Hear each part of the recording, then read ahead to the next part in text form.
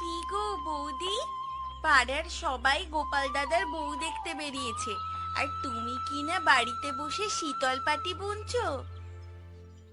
তুই কখন এলি রে ননি? কাজের মধ্যে এমন মন দিয়েছিলাম, তোর আশা আমি খেয়ালই করিনি। আয় বোন, বস, এইখানটায় বস। পাড়ার সবাই তো গোপাল দাদার বাড়িতে ভিমড়ি খেয়ে পড়েছে শুনলাম। কেন রে ননি? গোপাল দাদা বিয়ে করে নতুন বউ নিয়ে আসছে শুনলাম, তাই তো সবাই নতুন বউ দেখতে গোপাল দাদার বাড়ির পানে ছুটছে। মানুষের আধিক্যতা দেখলে আর বাঁচি না।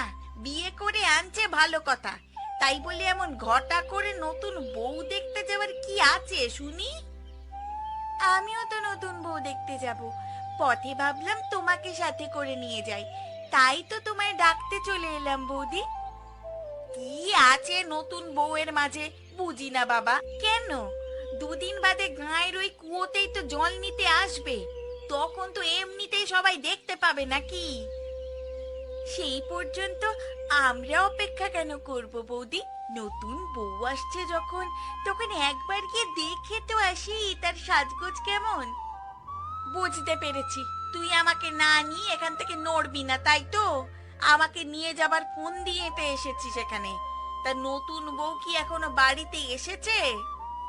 না, তবে শুনলাম বিকেখানে। তা তোরা নতুন বউ দেখতে এসেছিস বুঝি? হ্যাঁ গো জেঠিমা, নতুন বউ কি এখনো আসেনি গো?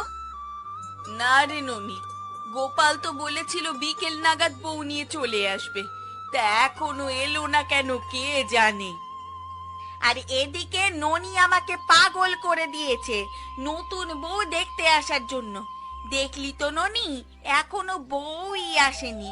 এখন চল, ও পাড়া থেকে ঘুরে আসি একবার, যাবার পথে গোপালের বউ দেখে যাব। এসেছিস যখন নতুন বউ দেখে তবেই যাবি।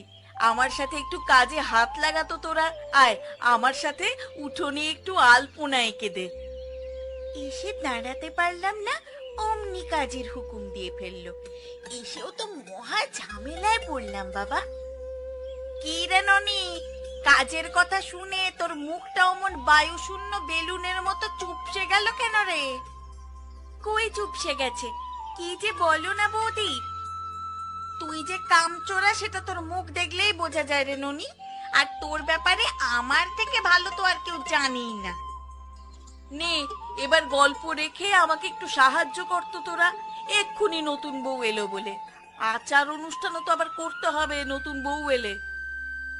আলপনা তো আমি দিতে পারি না জেঠিমা, তুমি আর কমলা বৌদি মিলে দাও। আমি বরং রাস্তায় গিয়ে দেখে আসি নতুন বউ কত দূর এলো।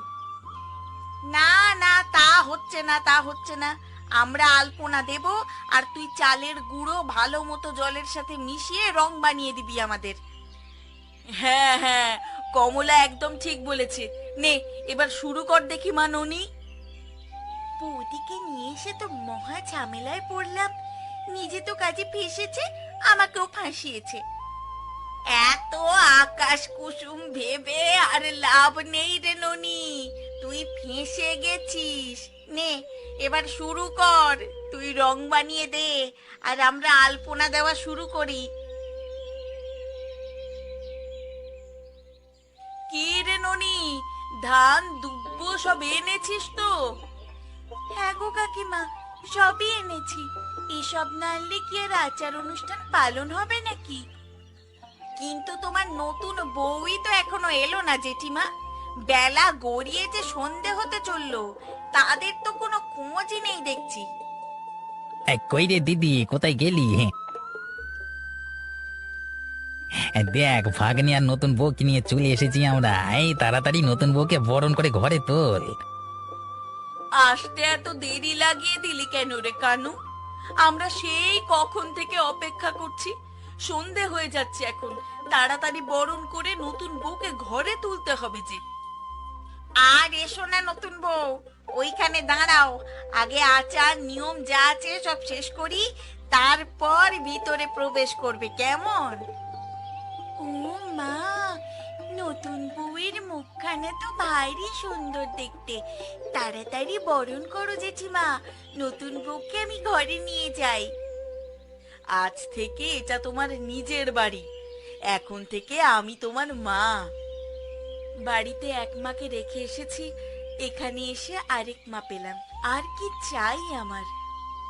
বাবা, নতুন বউয়ের কথার গুণ আছে বলতে হবে, এসেই কি পটাপট কথা বলছে।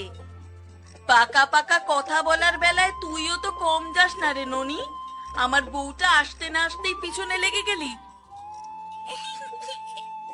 কি করব বলো জেঠিমা, আমরা যে ননদ, ননদরা অমন একটু বৌদির পিছনে লাগে। কি বলো কমলা বৌদি? আমার সাথে লেগে তো পারিস না, এখন দেখ নতুন বউয়ের সাথে পারিস কিনা। পারবে বই কি, পারতে হলে যে ননিকে আমার মতোই হতে হবে। কথায় আছে না, যেমন বুনো ওল তেমনি বাঘা তেঁতুল। এখন কথা রেখে নতুন বউকে নিয়ে ঘরে যা দেখি, তোরা কথা বলার অনেক সময় পাবি। আমি ঘরে গেলাম, তোমরা তোমাদের আচার পালন করো। বড্ড ক্লান্ত লাগছে শরীরটা। হ্যাঁ হ্যাঁ, সবাই ঘরে চলো, ঘরে চলো।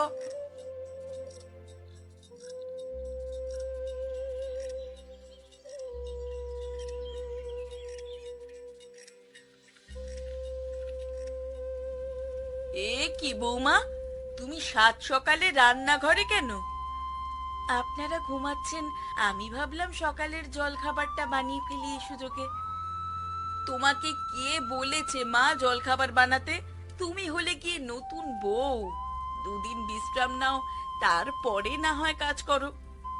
তা বললে কি হয় মা? আপনি বুড়ো বয়সে একা একা কাজ করবেন আর আমি তা বসে বসে দেখবো, এ আমি পারবো না মা। আচ্ছা ঠিক আছে, কিন্তু তুমি এখন কাজ করলে লোকে যে আমায় খারাপ শাশুড়ি বলবে, বলবে নতুন বউ আসতে না আসতেই কাজে লাগিয়ে দিয়েছে। কে কি বললো তাতে আমার কিচ্ছু যায় আসে না মা, আমি এখন এই বাড়ির বউ, বাড়ির ভালো মন্দ সব দেখার দায়িত্ব এখন থেকে তো আমারও।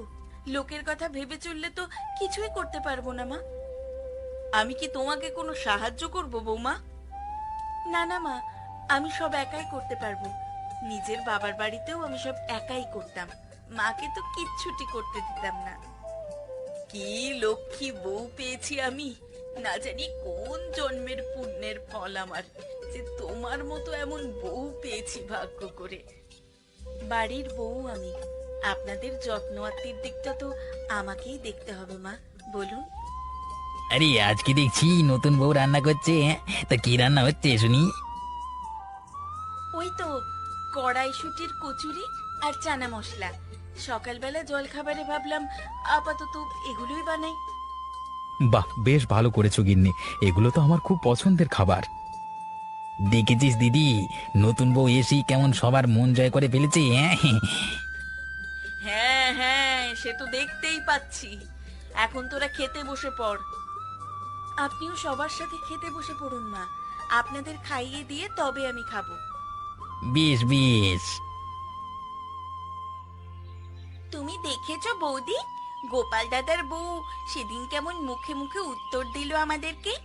ইয়ে বউ রে বাবা, ভেবেছিলাম একটু চোখে চোখে রাখবো, তার হলো কই। হ্যাঁ, এখন তো সে তোর চোখের বালি হয়েছে। বউ আসতে না আসতে যে দৌড়ে গিয়ে বললি কি সুন্দর দেখতে, তখন বুঝি মনে ছিল না এসব? তখন কি আর জানতাম বউকে এক কথা বললে আমাকে দু কথা শুনিয়ে দেবে? তা শুনলাম নতুন বউ নাকি ভালো লেখাপড়া জানে, শিক্ষিত মেয়ে। তাহলে তো পোয়াবারও অবস্থা হয়েছে দেখছি বৌদি। একই তো সুন্দরী, তার উপর শিক্ষিত, না জানি এর সাথে টক্কর দিতে গেলে কি হাল হয় আমাদের।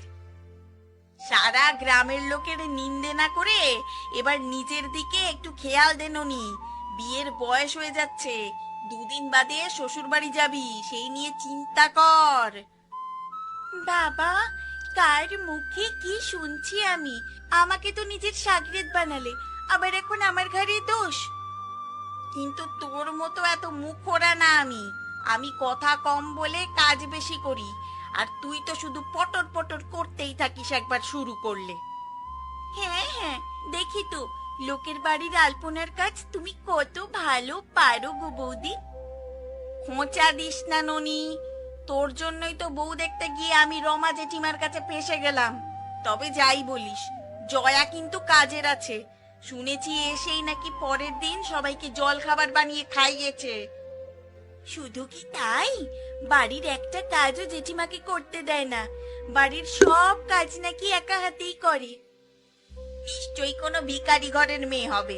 বাড়িতে সারাদিন কাজ করে করে অভ্যেস আছে, তাই হয়তো এখানেও কাজ না করে থাকতে পারছে না। থাক বাবা, লোকেরা তো নিন্দে করে লাভ নেই গো বৌদি। আমরা আমাদের কাজ করি, কে কি করলো তাতে আমাদের কি যায় আসে বলো। হ্যাঁ, তা তুই ঠিকই বলেছিস। পিসি, ও পিসি, বাড়িতে আছো নাকি? এই দেখো কে এসেছে তোমার বাড়িতে। কে কে এলো আবার এত সকাল বেলায়? আমি গো পিসি, তোমার গোপাল। ওরে হতচ্ছাড়া, তোর বুঝি এখন পিসির কথা মনে পড়লো? এতদিন তুই কোথায় ছিলি রে হারামজাদা? আরে নতুন বউয়ের সামনে দেখছি আমার মান সম্মান ইজ্জত একটুও রাখবে না তুমি পিসি। বলি, বিয়ে করেছিস?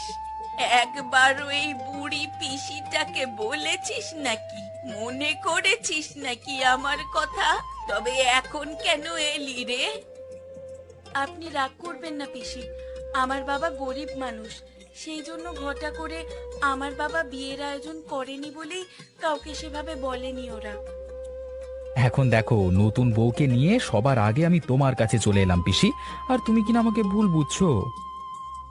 সে তুই যা বলিস, তোর কোনো কথাই আমি শুনছি না।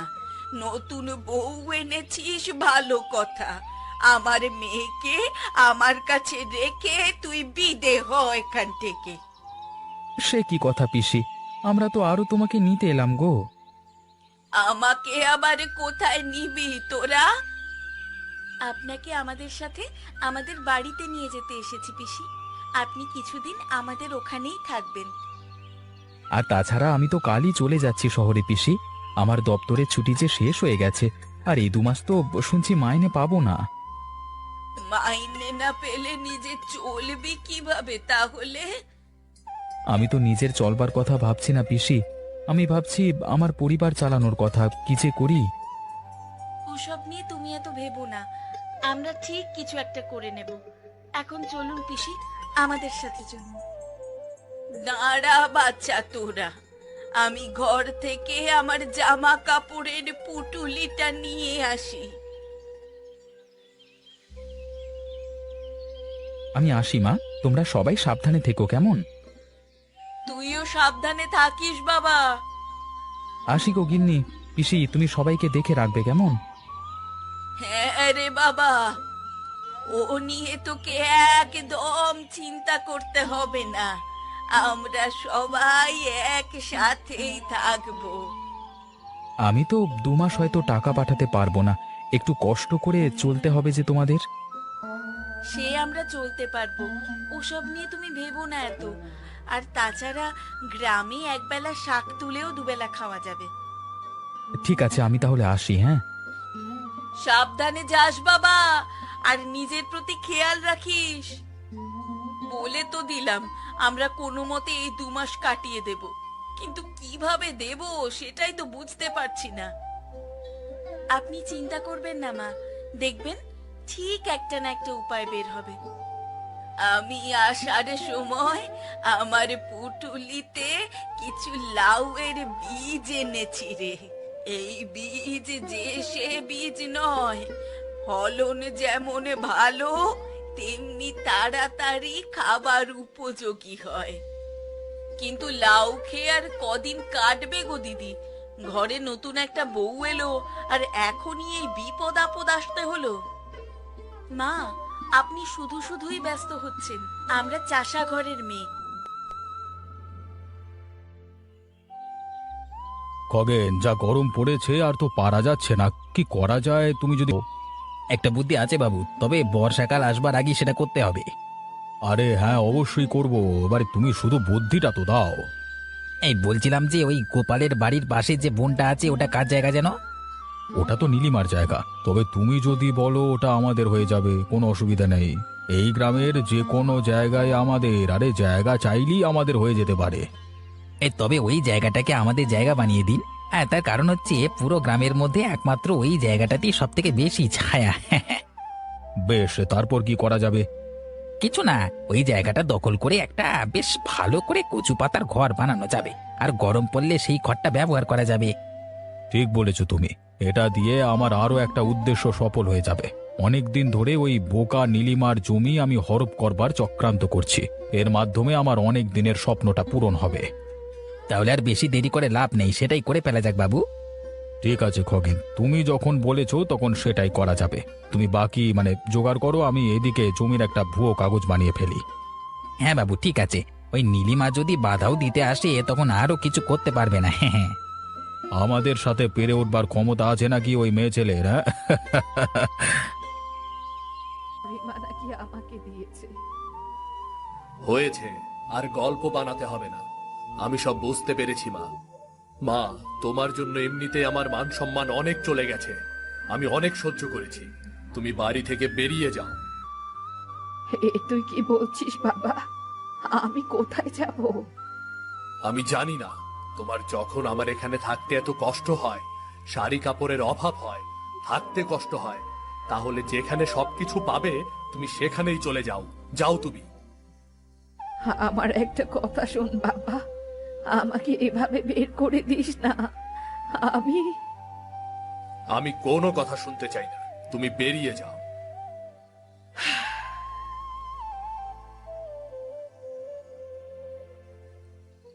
আমি এখন কোথায় যাব, কি করব? সুরমার বাড়িতে যাব কি না? আমার মেয়েটা, না, আমার মেয়েটার তাহলে অনেক অসুবিধে হবে। মেয়েটা আমায় না জানি কি মনে করে। তাহলে আমি যাব কোথায়, কি করব? আমার তো খুব খিদেও পেয়েছে।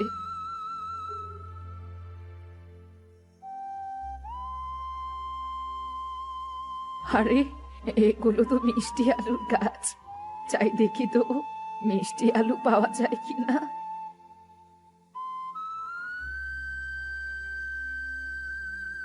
বাহ, আলুগুলো তো খুব সুন্দর। চাই কোথাও বসে আলুগুলো খাই। স্বাদ ভালো হলে বাকি আলুগুলো তুলে নেব। আরে, ওই তো একটা বড়ই গাছ। ওই বড়ই গাছের নিচে বসে আলুগুলো খেয়ে ফেলি। কেমন অদ্ভুত গাছ, গাছে একটা বড়ইও নেই। সৃষ্টিকর্তার লীলা কে বুঝবে? যাই হোক, আমি আলুগুলো খেয়ে শেষ করি। বাহ, আলুগুলো তো বেশ মিষ্টি। এমন অদ্ভুত স্বাদের মিষ্টি আলু আমি কখনো খাইনি। কেন যেন ঘুমে চোখ জুড়িয়ে এসেছে। চাই একটু ঘুমিয়ে নেই।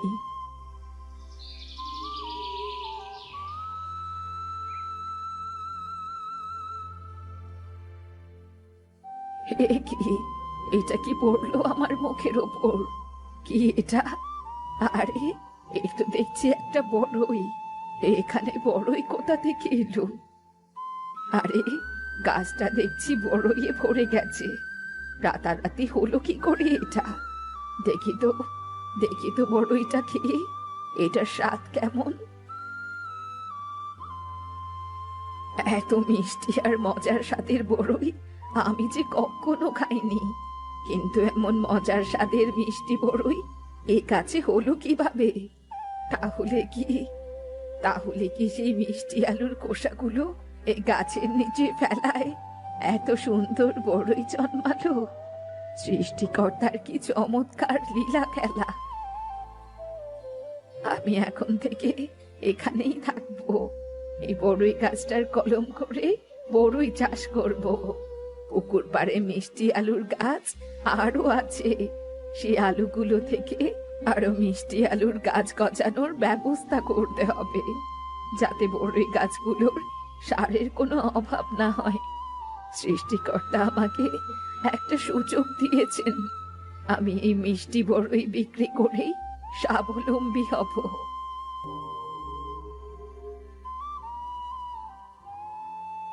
সব কলম লাগানো শেষ।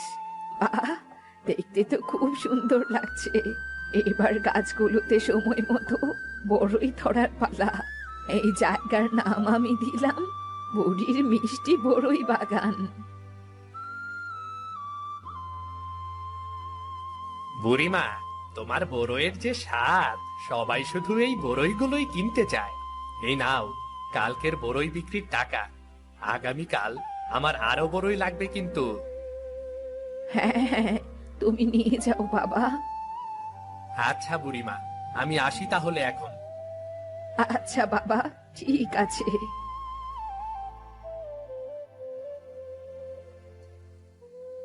মা, আলম, বৌমা, তোরা এখানে? মা, গ্রামের মোড়ল মশাই আমাদেরকে বাড়ি থেকে বের করে বাড়ি দখল করে নিয়েছে। হ্যাঁ মা, আমরা গত কয়দিন ধরে পথে পথে শুধু আপনাকেই খুঁজে ফিরছি। তোমরা তোমরা আমার খোঁজ পেলে কি করে? বুড়ির মিষ্টি বড়ই বাগান এখানে সবাই চেনে। একজন আমাদেরকে পথ দেখিয়ে দিল। মা, তুমি কি সুন্দর বড়ই বাগান করেছো, এ তো এলাহি ব্যাপার গো। ঠিক আছে, এখন তোরা কি জন্য এখানে এসেছিস তাই বল। মা, আমরা খুব বিপদে পড়ে আপনার কাছে এসেছি। মা, বাড়ির মালিক তো তুমি। মোড়ল মশাই বলেছে আসল মালিককে নিয়ে গেলে সে বাড়িটা ফিরিয়ে দেবে। আপনি আমাদের সাথে চলুন না মা, তা না হলে সারা জীবন এভাবে আমাদের পথে পথেই কাটাতে হবে। হ্যাঁ মা, আমাদেরকে তুমি মাফ করে দাও। আমরা তোমার সাথে অনেক অন্যায় করেছি মা।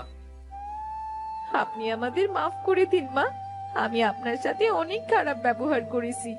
একটা শাড়িও আপনাকে দিতে চাইনি, দাসীর মতো আপনাকে বাড়ির সব কাজ করিয়েছি। আমার এমনটা করা একদম উচিত হয়নি, আপনি আমায় মাফ করে দিন মা। তুমি আমাদের সাথে তোমার বাড়িতে ফিরে চলো মা। না না, আমি ওখানে আর কখনোই ফিরে যাব না। এখন এখানেই আমার সবকিছু। তবে আমি তোদের বাড়ি তোদের ফিরিয়ে দিতে সাহায্য করব। আমি মোড়ল মশাইয়ের সাথে কথা বলবো, আর তোরা তোরা তোদের বাড়ি ফিরে পাবি। তুমি আমাদের সাথে যাবে না মা? না রে, এখন এখানেই আমার সব কিছু। এই মিষ্টি বড়ই বাগানই এখন আমার সব কিছু। আমি আর ও বাড়িতে ফিরবো না। তোরা ভেতরে এসে কিছুক্ষণ বিশ্রাম নে, এরপর সবাই মিলে আমরা মোড়লের কাছে যাব। মা, আমরা তোমাকে ছাড়া কিভাবে বাঁচবো বলো? কিভাবে বাঁচবো আমরা তোমাকে ছেড়ে? এতদিন যেভাবে ছিলি, আমি ও বাড়িতে আর কখনো ফিরে যাব না। আমি আমার বাকি জীবন এখানেই কাটাতে চাই। আর তোরা এখন ভেতরে আয়। আতিয়া, এসো মা, তোমার পরনের শাড়িটা ছিঁড়ে গেছে, আমি তোমাকে একটা নতুন শাড়ি দিচ্ছি।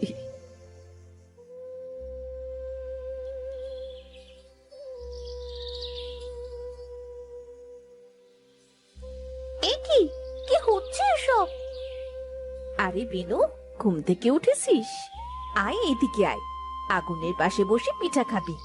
দেখ না, তোর ছোট শাশি পিঠা বানানোর কি বিশাল আয়োজনটাই করেছে। ওই রে মিনু, জলদি আয়, জলদি আয়। দেখ তোর চাচি কত রকমের পিঠা বানাচ্ছে রে, জলদি আয়। কিরে বিনু, পিঠা খেয়ে বলিস কিন্তু কেমন হয়েছে? বাবা আসেননি? ভাইজান কি আর আসবে নাকি? ভাইজান তো আর এসব আমোদ ফুর্তি পছন্দ করে না রে। ভুল বলেছ, ওই দেখো চাচা, বাবা চলে এসেছে। কই, আপনি জলদি আসুন, দেখুন মনি কত ধরনের পিঠা বানিয়েছে। আরে তোমরা যে কি করো, এই শীতের মধ্যে বাইরে বসে পিঠা খাচ্ছ? পিঠা তো ঘরে বসেই খাওয়া যায় নাকি? ঘরে বসে তো প্রতিদিনই খাবার খাও ভাইজান, হিসাবের খাতা থেকে বের হয়ে আজ একটু উঠোনে বসে পিঠা খাও, দেখো কত ভালো লাগে।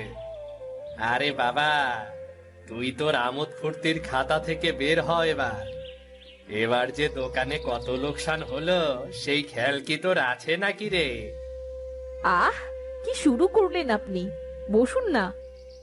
তাড়াতাড়ি পিঠা দাও, আমার অনেক কাজ পড়ে আছে গা। সে কাজ আপনি পরে করতে পারবেন, কাজ তো আর পালিয়ে যাচ্ছে না। একটু স্থির হয়ে বসুন তো। বিনু, এই নে মা, পিঠা নে। শুনছেন, আপনিও নিন।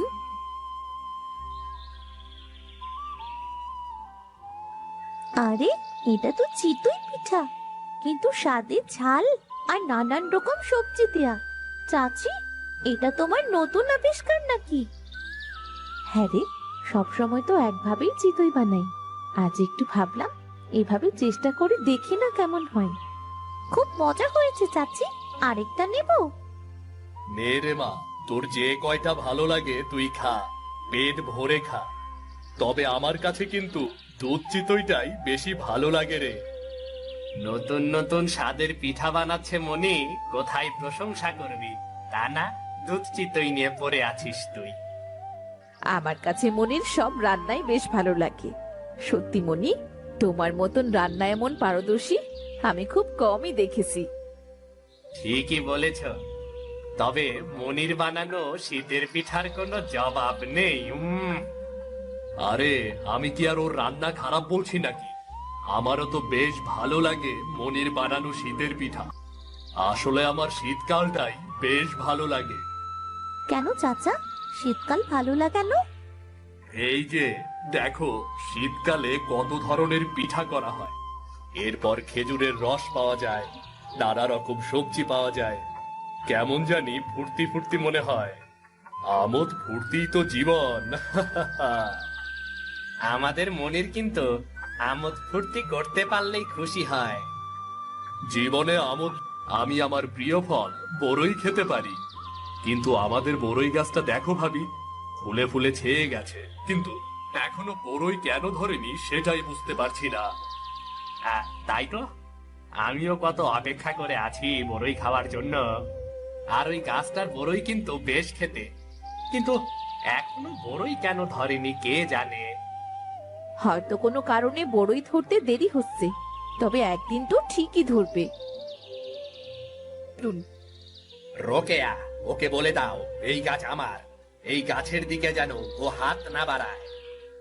মনি, তুমি ভাইজানকে বলে দাও এই গাছ আমার, এই গাছের দিকে ও যেন হাত না বাড়ায়, চোখ তুলেও যেন না তাকায়। আহ, আপনি চুপ করবেন? চলুন, ঘরে চলুন। এই গাছের দিকে যেন তোর ওদিকের কুটোটিও না আসে। আচ্ছা, তাই নাকি? এই গাছের দিকেও যেন তোমার ছায়াও না পড়ে। শুধু এই গাছ কেন, আমার আশেপাশেও যেন তোমার ছায়া না পড়ে। আচ্ছা, আমিও বলে দিচ্ছি, এই বাড়ির আশেপাশে যেন তোরও ছায়া না পড়ে। এই গাছ আমার ভাগে পড়েছে, স্পষ্ট বোঝা যাচ্ছে। গাছের সব বড়ই আমার। এই গাছ যে আমার ভাগে পড়েছে সেটা 10 গ্রামের লোক ডাকো, তারাও বলবে গাছের সব বড়ই আমার।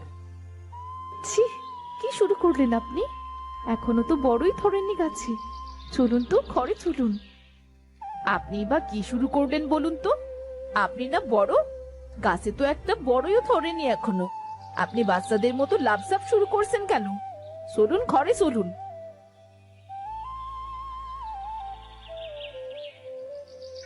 বেনুকে আমাদের বেশ পছন্দ হয়েছে ভাই সাহেব। নিজের মেয়ে বলে বলছি না ভাই, আমার মেয়ে আসলেই অনেক ভালো মেয়ে। আমাদের ভাই কিছুই চাই না, রূপ টাকা পয়সা কিচ্ছু না, আমাদের শুধু চাই গুণ। আমাদের পরিবারের সাথে মিলেমিশে চলতে গেলে শুধু গুণেরই প্রয়োজন, আর কিছু চাই না ভাই সাহেব। আমাদের মেয়ে বেশ গুণবতী ভাই সাহেব, আপনি নিজেই বুঝতে পারবেন। সেটাই তো বুঝতে চাই ভাই সাহেব। বিনুমা, তুমি কি রান্না করতে পারো? জি পারি। বেশ ভালোই রান্না করতে পারে বিনু। খুব ভালো মা। তাহলে মা, তোমাকে ছোট একটা পরীক্ষা দেই। পরীক্ষা? আচ্ছা দিন, যেটা আপনার ইচ্ছা। মা, তুমি আমাদের একদম নতুন কোনো খাবার বানিয়ে খাওয়াবে। শীতের মধ্যে পাওয়া যায় এমন কিছু দিও। নতুন খাবার বানাতে পারলেই বুঝে নেব তুমি কতটা গুণবতী। ঠিক আছে মা? আচ্ছা ঠিক আছে, আমি সর্বোচ্চ চেষ্টা করব।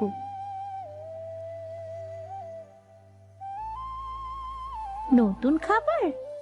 নতুন খাবার কি করে বানাবো? খাবার বানানোর পরীক্ষা দেওয়া হয়েছে, আমি কি না এসে পারি? রোকেয়া ভাবি আমাকে সব বলেছে। চাচা, তুমিও এসেছো? আমার খুব ভালো লাগছে। তোর নতুন খাবার বানানোর পরীক্ষা, আমি না এসে কি পারি? পাত্রপক্ষ তোকে নতুন খাবার বানানোর পরীক্ষা দিয়েছে, এটা আমি মনিকে জানাই। আমি জানতাম একমাত্র মনি পারবে পাত্রপক্ষকে তাক লাগাতে। নতুন খাবার বলতে কি ব্যবহার করেছি বলতো? শীতে খুব চেনা জিনিস আমাদের, তো চাচা নিজে গিয়ে তুলে এনেছে। হ্যাঁ, আমাদেরই খুব প্রিয় একটা জায়গা থেকে নেওয়া হয়েছে। আগে তো ওকে খেতে দাও, খেয়ে বুঝতে দাও জিনিসটা কি। বাহ, খেতে তো দারুণ। কিসের বড়া এটা? বলতে পারছিস না তো কিসের বড়া এটা? না তো, কি দিয়ে বানানো এই বড়া? বড়ই ফুলের বড়া। কি বলছো কি চাচি? সত্যি এটা বড়ই ফুলের বড়া? হ্যাঁ রে, এটাই বড়ই ফুলের বড়া। কি দারুণ খেতে! চাচি, তুমি সত্যি অসাধারণ। মনি, তোমরা আমাকে মাফ করে দাও। আসলে জীবনে একটু আমোদ ফুর্তিরও দরকার আছে। বিনুর বিয়ে সামনে, আমোদ ফুর্তি কিছুই তো আমি বুঝি না। মনিরকেই সব আয়োজন করতে হবে। না না ভাইজান, তুমি বড় হয়ে আমাদের কাছে মাপ চাইছো কেন? আমাকে তুমি মাপ করে দিও ভাইজান। আমি এরপর থেকে টাকা পয়সা বুঝে খরচ করব, কাজকর্মের পাশাপাশি আমোদ ফুর্তিও করব। এই তো, তুই অবশেষে বুঝতে পেরেছিস রে। বিনু আমার বড় আদরের, ওর বিয়ে হচ্ছে। ওর বিয়েতে এমন আমোদ ফুর্তি করব, সবাই হা করে দেখবে, বুঝলে? আমিও তাহলে সবকিছুর হিসাবটা ঠিক মতো করে ফেলি।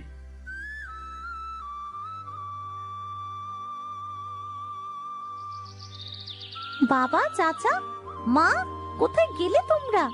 চাচি, জলদি এসো। কি হয়েছে রে মা? কি হয়েছে রে বিনু? আরে কি আশ্চর্য ব্যাপার, এতদিন কোনো বড়ই ধরেনি, এখন এত বড়ই ধরেছে। ওরে বাপরে!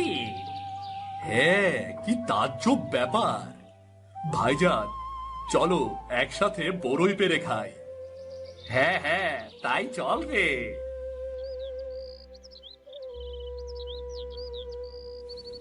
প্রতিদিন কাঠ কাটো, কাঠের বোঝা বানাও, আর বাজারে বিক্রি করো। কাঠুরের জীবনের এই একটাই কাজ।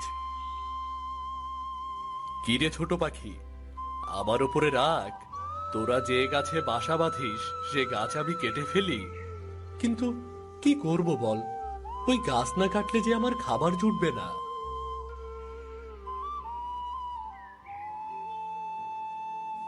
আজ কাঠ বিক্রি করে যে টাকা পেয়েছি তাতে চাল আর ডাল কিনে নিয়েছি। কাল সকালে কোনো রকম পান্তার ব্যবস্থা হয়ে গেলেই আমি খুব খুশি। একা মানুষের জীবন, নিজের রান্না নিজেরই করতে হয়। কি আর করা, ভাগ্য আমাকে একা করে দিয়েছে। মা বাবা মারা গেছে অল্প বয়সে, এখন একা থাকাই আমার নিয়তি। যাই, এবার বাকি ভাতগুলোতে পানি দিয়ে রাখি। সকালে উঠে পান্তা খেয়ে কাজে বের হব। কাজল মিয়া, ও কাজল মিয়া, বাড়ি আছো নাকি? কে, মোরল সাহেব নাকি? হ্যাঁ, আমি। কি ব্যাপার, তোমার তো কোনো খোঁজই পাওয়া যায় না। সারাদিন কাঠ কেটে বাজারে বিক্রি করে ঘরে ফিরতে ফিরতে অনেক রাত হয়ে যায়। তা আমায় খুঁজছিলেন কেন মোরল সাহেব? অনেক দিন তো হলো, তোমার বাবা তো আমার কাছে এই বাড়ি বন্ধক রেখে টাকা নিয়েছিল। এরপর তো আমাকে সে টাকা ফেরত দেয়নি, এজন্য তো তোমাকে খুঁজছিলাম। আমার যে টাকাগুলো দরকার বাপু। কি বলছেন মোড়ল সাহেব? আমি তো এর কিছুই জানি না। বাবা আপনার কাছ থেকে টাকা নিয়েছিল? হ্যাঁ হ্যাঁ, তোমার বাবা তার অসুখের সময় এই বাড়ি বন্ধক রেখে টাকা নিয়েছিল। এরপর সে আর সেই টাকা ফেরত দিয়ে যেতে পারেনি। এই যে দেখো দেখো, এই কাগজে সব লেখা আছে, তোমার বাবার দস্তখত আছে, বুঝলে? হ্যাঁ, কিন্তু আমি তো এ ব্যাপারে কিছুই জানি না। এখন আমাকে কি করতে হবে মোড়ল সাহেব? এখন বাবা তোমাকে টাকাটা দিয়ে দিতে হবে, যে না হলে এই ঘর আমার হাতে তুলে দিতে হবে। যে কোনটা করবে? এ কি বলছেন মোড়ল সাহেব? এ তো অনেক টাকা। এত টাকা আমি কিভাবে জোগাড় করব? তাহলে তো বাবা বাড়িটা ছেড়ে দিতে হবে। আচ্ছা ঠিক আছে, ঠিক আছে, আমি আপনার টাকা দিয়ে দেব মোড়ল সাহেব। দয়া করে আমাকে আর একটু সময় দিন। আচ্ছা ঠিক আছে, নাও সময়। তবে মনে রেখো, টাকা দিতে না পারলে কিন্তু এই বাড়ি নিজের দখলে নিয়ে নেব। এখন তাহলে আসি, কেমন? আমি এখন কি করব? এত টাকা আমি কিভাবে দেব? টাকা না দিতে পারলে তো মোড়ল আমার ঘর দখল করে নিয়ে যাবে। আমি এখন কি করব? কিভাবে এই টাকা জোগাড় করব আমি? আমাকে আমাকে আরো বেশি করে কাঠ কাটতে হবে, আরো অনেক পরিশ্রম করতে হবে। যেভাবেই হোক মোড়ল সাহেবের টাকা ফেরত দিতে হবে। এই গাছটা তো বেশ দামি কাঠের মনে হচ্ছে। এই গাছটা কাটলে প্রচুর টাকা পাওয়া যাবে মনে হয়। যাই, এই গাছটা কাটি। কে রে তুই? এই বনের গাছ কাটছিস? আমি যে গাছের নিচে ধ্যান করি, তুই সে গাছটাই কেটে ফেলছিস? তোর এত সাহস! আমি আমি বুঝতে পারিনি আপনি যে এই গাছের নিচে বসে ধ্যান করেন। আমার আসলে অনেক টাকার প্রয়োজন, তাই আমাকে গাছ কেটে কাঠ বিক্রি করে টাকা জোগাড় করতে হবে। নিজের লাভের জন্য বনের গাছ কেটে তুই কতজনের ক্ষতি করছিস তুই কি জানিস না? এই গাছে পাখিরা বাসা বাঁধে, গাছের নিচে বসে কত পথিক বিশ্রাম করে। এই গাছের ফল কতজনের ক্ষুধা মেটায়, আর তুই এই গাছ কেটে ফেলছিস। আমার আসলে টাকার খুব দরকার, তাই আমি ভেবেছিলাম এই গাছটা কেটে কিছু টাকা পাবো। আর এই গাছের কাঠ বেশ ভালো দামে বিক্রি হওয়ার কথা। তুই এই গাছ কাটতে এসে যে অপরাধ করেছিস, এর শাস্তি তোকে পেতেই হবে।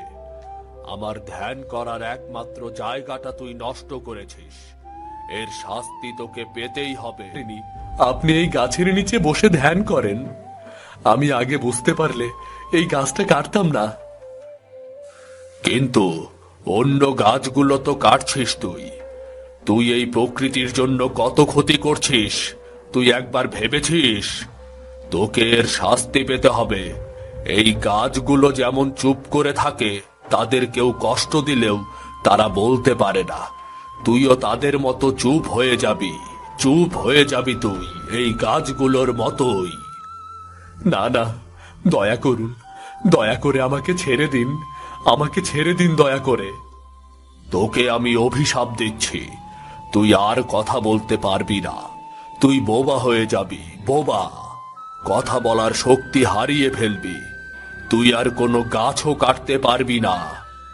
না না, আমি এখান থেকে পালিয়ে যাব।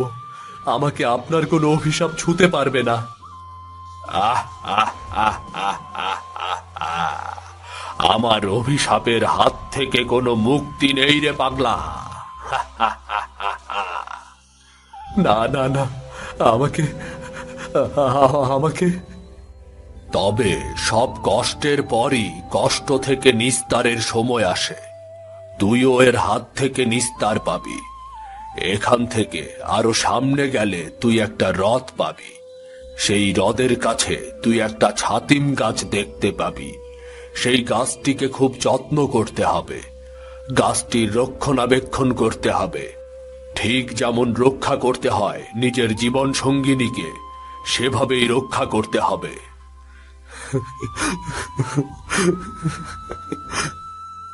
সব কাজ যদি ঠিক মতো করতে পারিস, তবেই পরের অমাবস্যা তিথিতে তুই এই অভিশাপ থেকে মুক্তি পাবি। তবেই তুই এই কষ্ট থেকে মুক্তি পাবি।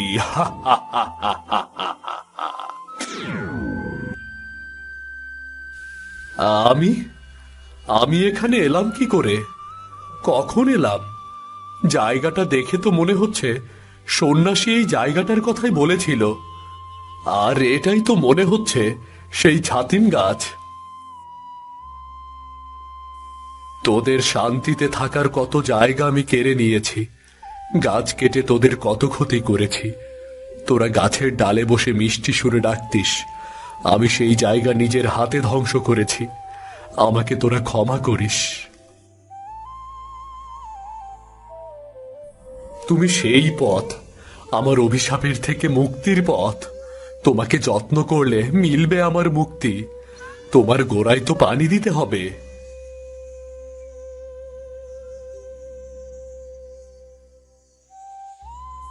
তুমি ভালো থাকার ওপর এখন আমার সবকিছু নির্ভর করছে। আমার অভিশাপ থেকে মুক্তির একমাত্র উপায় তুমি। আমি আমার বাড়ি থেকে ঘুরে আসি, তুমি কিছুক্ষণ একলা থাকো। ছিলাম ওর বাবা এই বাড়ি বন্ধক রেখে আমার কাছ থেকে টাকা নিয়েছিল। আসল ঘটনা তো অন্যরকম। আসল ঘটনা কি হুজুর? আসলে ওর বাবা এমন কিছুই করেনি। আমি কিছু নকল কাগজপত্র তৈরি করে কাজলকে দেখিয়েছিলাম। বোকাটা তাই বিশ্বাস করে বসে আছে। আপনার বুদ্ধির তুলনা নেই হুজুর। যাই হোক, এই বাড়ি অবশেষে আমার দখলে, কিন্তু বোকাটাকে কোথাও দেখছি না। কোথায় গেল কে জানে। কাঠ কাটতে কাটতে শেষমেশ মনে হয় বনেই পড়ে মরে আছে হুজুর। তাহলে মোরল আমার ভিটে মাটি কেড়ে নেওয়ার জন্য এই ফোন দিয়ে এঁটেছিল। আমার ভিটেটুকু এভাবে অন্যায়ভাবে কেড়ে নিল। সৃষ্টিকর্তা সব দেখেছেন। একদিন আমি অবশ্যই এর বিচার পাব।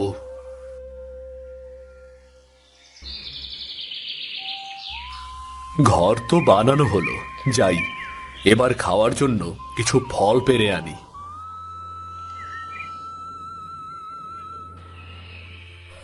বাহ, কি সুস্বাদু ফল! গাছ না থাকলে এমন ফল আমি পেতাম কোথায়? সন্ন্যাসী আসলে ঠিকই বলেছিল, গাছ আমাদের অনেক প্রয়োজন পূরণ করে। আর আমি নিজের স্বার্থের জন্য কত গাছ কেটে ফেলেছি। আহ, কি ভুলটাই না করেছি।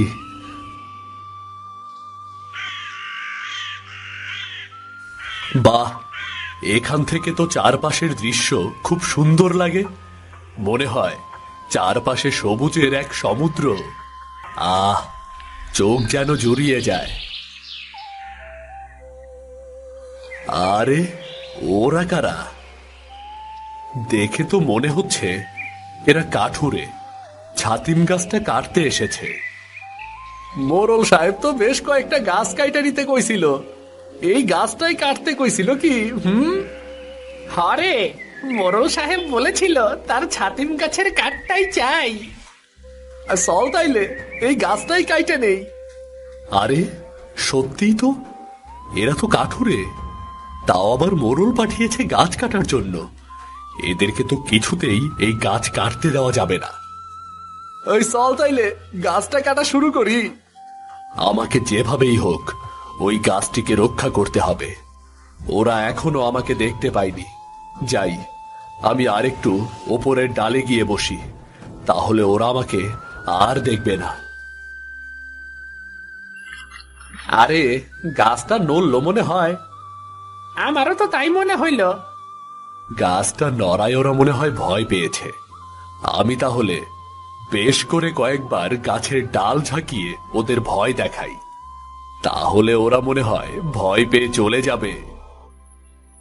এই রে, গাছের ডালগুলো আমি কেমনে নড়তাছে, দেখ দেখ। হরে, কোনো মানুষ নাই, অথচ কি ভয়ঙ্কর ভাবে গাছের ডাল নড়তেছে রে। না রে, এই ব্যাপারটা ভালো ঠেকতাছে না।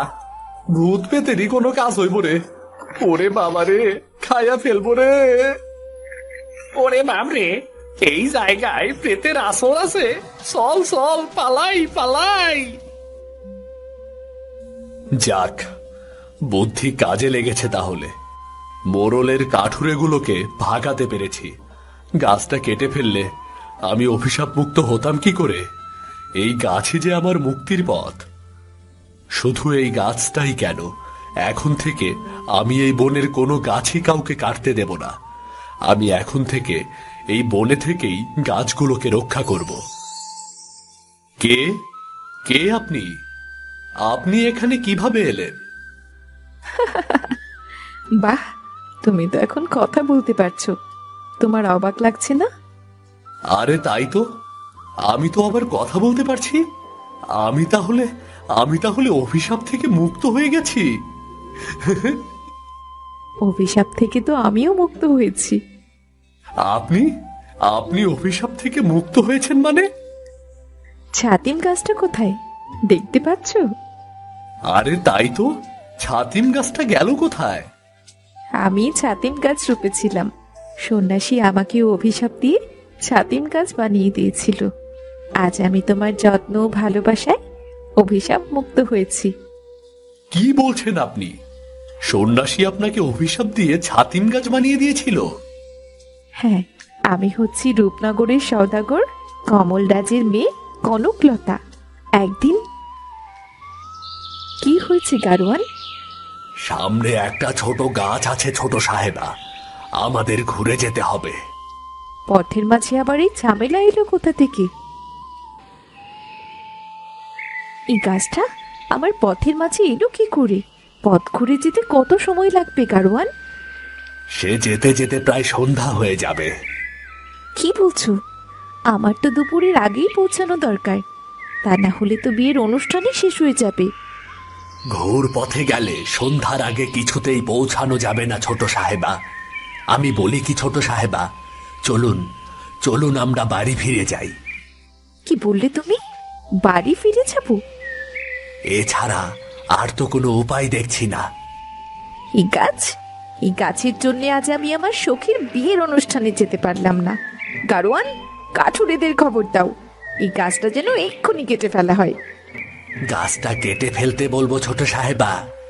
সে কি ঠিক হবে? হ্যাঁ, এই গাছটা এক্ষুনি কেটে ফেলতে বলবে।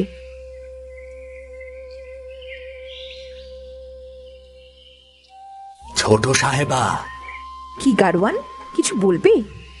গাছটা কেটে ফেলা হয়েছে ছোট সাহেবা। বাহ, বেশ হয়েছে। আমি এখন যাই ছোট সাহেবা। আচ্ছা ঠিক আছে। আমার বাগানের কাছে কি সুন্দর ফুল ফুটেছে। মালিককে বলতে হবে আরো কয়েকটা ফুলের গাছ লাগানোর জন্য। আজ গাছগুলোর বিশেষ যত্ন নিতে হবে। কনকলতা। কে আপনি? আপনি এখানে এলেন কি করে? আর আপনি আপনি আমার নাম জানলেন কি করে? বাগানের গাছগুলোর যত্নের কথা ভাবছিস, আর বাইরের গাছ সেগুলোর বুঝি যত্নের প্রয়োজন নেই? সেগুলো অন্যায়ভাবে কেটে ফেলতে হয়, তাই না? আপনি এত কিছু কি করে জানলেন? আমি সব জানি। সে গাছটা কি দোষ করেছিল? শুধু সে মুক্তভাবে বেড়ে উঠেছিল, এটাই কি তার দোষ ছিল? একটা মুক্ত প্রাণ ধ্বংস করার শাস্তি তুই পাবি রে। মানে আপনি কি বলছেন এসব? কিসের শাস্তি? গাছটা কেটে ফেলার শাস্তি। আমি তোকে অভিশাপ দিচ্ছি, তুই বনের একটা গাছ হয়ে যাবি। এরপর তুই বুঝতে পারবি গাছদের দুঃখ বেদনা আনন্দ কি জিনিস। না না, আমাকে এই শাস্তি দেবেন না। আমি আমি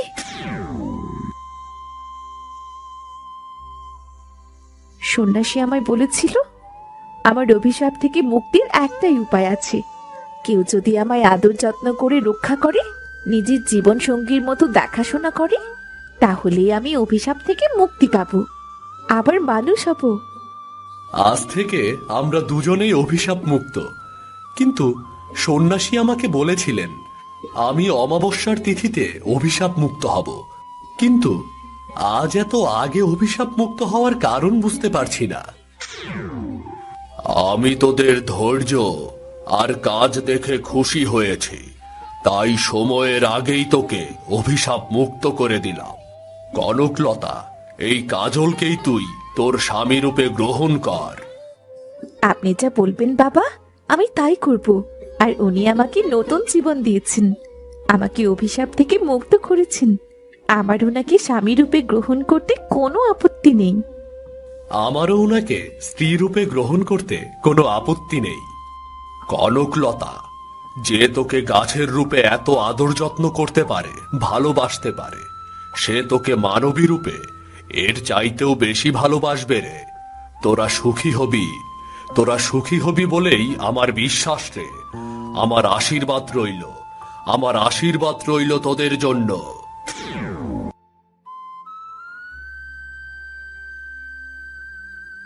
ছাউনিটা ভালো করে দাও যেন রোদ না আসে।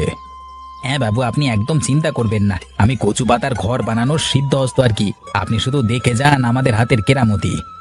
তোমার কেরামতির জড়ি তো আমি টিকে রয়েছি গো, তুমি না থাকলে যে আমার কি হতো।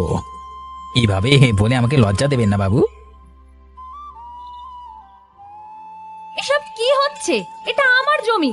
আমার জমি কাকে জিজ্ঞেস করে তোমরা এসব কচু পাতার ঘর তুলেছো? আমার জমি আমি রেখে গিয়েছি, আর তোমরা এসে জবরদখল করছো কার অনুমতিতে? দেখো, বেশি কথা বলতে এসো না। এই জমি কাগজে কলমে অবিনাশ বাবু, হ্যাঁ, তাই অবিনাশ বাবু যা চাইবে করতে পারবে। আমি বিশ্বাস করি না তোমাদের এইসব মিথ্যে চক্রান্ত। তোমার যদি কিছু বলবার থাকে তুমি আমার বাড়িতে এসে জমির আসল দলিল দেখিয়ে যাবে। জমির দলিল দেখার কি আছে? এই জমি বংশ পরম্পরায় আমরা ব্যবহার করছি, এই জমি আমাদের। দেশে আইন কানুন বলে তো একটা ব্যবস্থা আছে নাকি? আরে বংশ পরম্পরায় কোনো জিনিস ব্যবহার করলেই তো আর সেটা নিজের হয়ে যায় না, তার জন্য সঠিক কাগজপত্র লাগে। আর সেই সঠিক কাগজপত্র আমার কাছে আছে, তোমার কাছে নেই। তুমি দেখাতে পারবে এই জমির আসল দলিল? এই জমি অনেক পুরনো জমি, এই জমির কাগজ তো হারিয়ে গেছে। যত সব মিথ্যেবাদী লোক। এই ভাবো, এখান থেকে ভাবো তো, নাটক মারাতে এসেছে আমাদের সন্তান। ভালে ভেঙে যাও বলছি, না হলে কিন্তু আমার মাথা গরম হয়ে যাবে। আর অবিনাশ বাবু আছেন বলে তোমার সাথে ভালো মুখে কথা বলছি, আমার মাথা গরম হয়ে গেলে কিন্তু তোমার চুলের মুঠি ধরে তাড়িয়ে দেবো, বুঝলে? আপনার সাথে কিছু জরুরি কথা ছিল অবিনাশ বাবু। হ্যাঁ বাবু, আপনি বলুন কি বলবেন। আপনি ফরেস্ট অফিসারের বড় কর্তা, বন দপ্তরের আধিকারিক, মানে আমাদের মাই বাবা আর কি। আপনি আমার সাথে কথা বলবেন, মানে কি বলুন। দেখুন, ওই জঙ্গলের জমিটাতে আপনারা কচু পাতার ঘর তুলেছেন, আমার কিন্তু সন্দেহ হচ্ছে ওই জমিটা আপনাদের নয়। আগে আপনি বোধহয় ভুলে গেছেন বাবু যে আমি ওই গ্রামের মোড়ল আর কি। আপনি একবার ভেবে দেখুন, আমার উপরে এই গোটা গ্রামের রক্ষার সব দায়িত্ব। আমি কি কখনো দায়িত্ব জ্ঞানহীনের মতো কাজ করতে পারি? মানেটা খুব সহজ। আমার কাছে ওই জমির আসল কাগজ আছে, সেই জন্যই আমি ওই জমিতে ঘর তুলছি। এই দেখুন না, তার দলিল। হ্যাঁ, দলিল তো দেখে ঠিক আছে বলি মনে হচ্ছে। ঠিক না থাকলে কি আর এই গরম থেকে বাঁচতে ওই জঙ্গলের ভেতর এত পরিশ্রম করে একটা কচু পাতার ঘর বানাতে যাই? হ্যাঁ, আরে যত যাই হোক, আমি একজন সম্মানীয় মানুষ। এরকম একটা ছোট কাজের জন্য তো আমি নিজের সম্মান নষ্ট করতে পারি না। ঠিক বলেছেন অবিনাশ বাবু, আপনাকে বিরক্ত করাটা আমার উচিতই হয়নি। ঠিক আছে, আপনি আপনার কচু পাতার ঘরে সুখে থাকুন। বন দপ্তরের তরফ থেকে আপনাকে আর বিরক্ত করা হবে না। ধন্যবাদ, আপনার উপকার আমি চিরজীবন মনে রাখব। ঠিক আছে, আপনিও সুখে থাকবেন।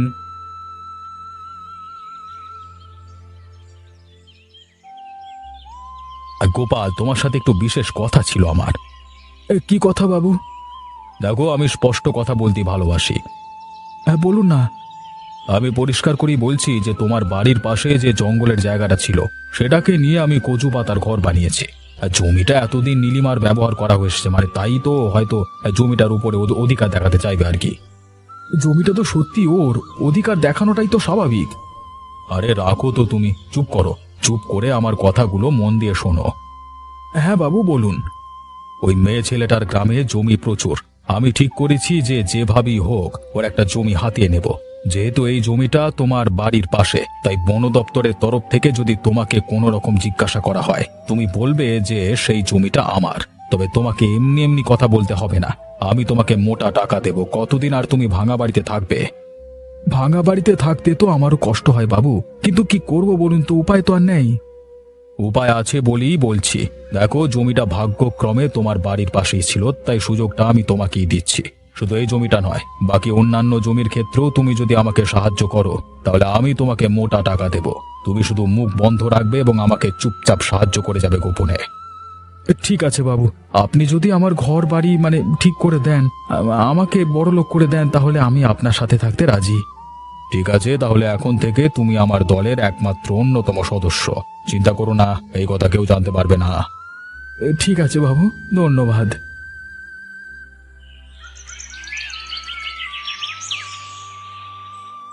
তোমার বড় বিপদ, তো আমার কাছে কেন এসেছো সাহায্যের জন্য?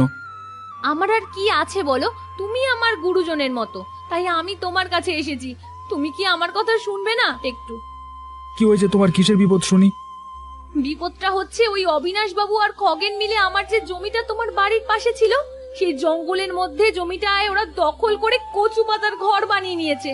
আমি সেদিন বাধা দিতে গেলাম, আমাকে বাজে বাজে কথা বলে ভাগিয়ে দিল। এখন বলো দেখি, তুমি তো সবটা জানো। যদি তোমার জমি হয়, তাহলে আমি আবার সবটা জানবো কেমন করে বলো তো? তুমি এরকম করে কেন বলছো? এতদিন তুমি দেখে এসেছো যে তোমার পাশের ওই জমিটা আমরা ব্যবহার করে এসেছি। আমি আমার বাবার সময় থেকে ওই জমি ব্যবহার করে এসেছি, আর আজ ওদের হয়ে গেল কি করে? দেখো, অবিনাশবাবু এই গ্রামের মোড়ল, ও যখন করেছে নিশ্চয়ই ওর কাছে সঠিক কাগজপত্র আছে। আর যদি তোমার কাছে সঠিক কাগজপত্র থাকে, তাহলে বন দপ্তরের রতনবাবুর কাছে যাও, তিনি তোমার বিচার করে দেবেন। অবিনাশ বাবু তো বলছে ওনার কাছে দলিল আছে, কিন্তু আমি জানি ওই দলিল জালি। আসল দলিল আমার কাছে ছিল, কিন্তু সেটা হারিয়ে গেছে। তাহলে আর নাটক করতে এসো না, তোমাদের এই নাটক আমার জানা আছে। যার কাছে কাগজ আমি তার, এ নিয়ে আমি কিছু করতে পারবো না। তুমি আমাকে একটু সাহায্য করবে না? বিপদের দিনে তুমি আমাকে এরকম ভাবে দূরে ঠেলে দেবে? তোমাকে সাহায্য করতে গিয়ে আমি কি বিপদে পড়বো নাকি? তোমাকে সাহায্য করতে গিয়ে আমি জেনে যাব, সেটা কি ভালো হবে? কিন্তু তা বলে সত্যির কি কোনো জায়গা নেই? দেখো, আমার বেশি মাথা খারাপ করো না, যাও এখন এখান থেকে। আমি বুঝতে পারছি যে তুমি মিথ্যে কথা বলছো, তাই আমার কাছে আর বেশি নাটক করতে এসো না, ভাগো এখান থেকে, যাও।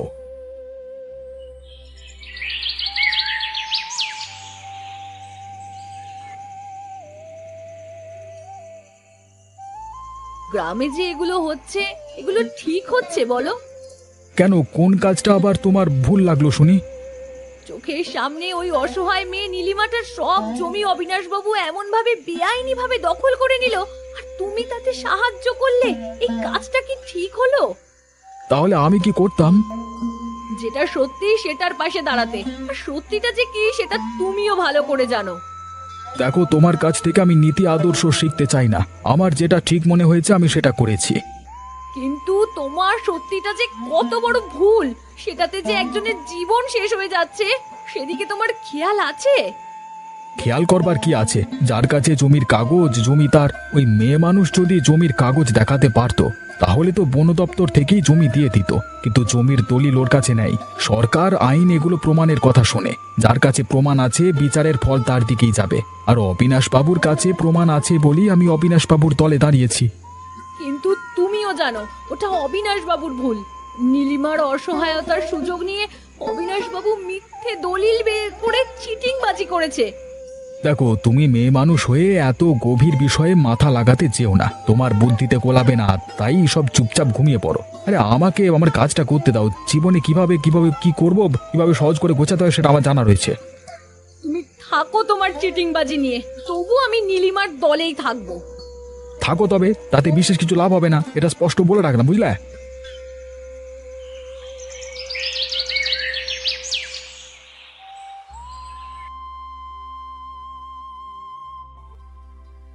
বাবু, এই মেয়েটা আপনার কাছে কিছু অভিযোগ নিয়ে এসেছে।